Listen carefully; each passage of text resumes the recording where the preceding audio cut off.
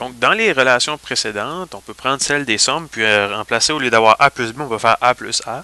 Donc, A plus A, ça nous donne 2A.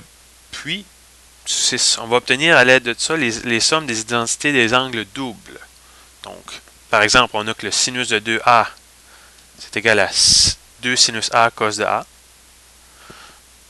Le cos de 2A, c'est cos coréa moins sin coréa. Puis là, on peut se servir de la relation Pythagore cos coréa plus sin coréa pour obtenir deux autres relations qui sont équivalentes. Donc, cos de A, c'est 1 moins 2 sin coréa, ou c'est aussi égal à 2 cos coréa moins 1. Donc, tout dépendamment dans quel sens on a besoin. Puis on va voir que plus tard, on va s'en servir d'une de celles-ci.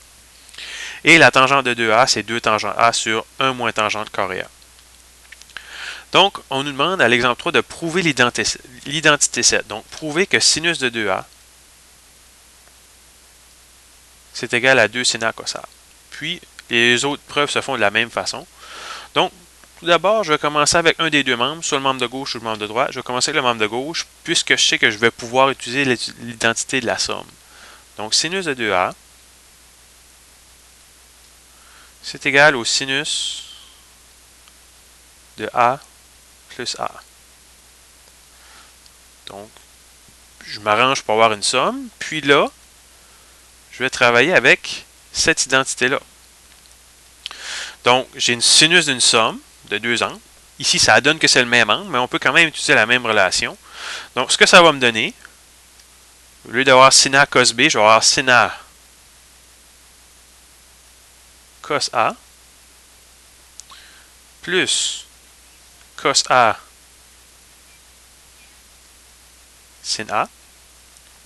Donc, on constate ici qu'on a le sinus fois le cosinus dans les deux termes. Donc, on peut simplement regrouper cela puis dire que c'est égal à 2 sinus A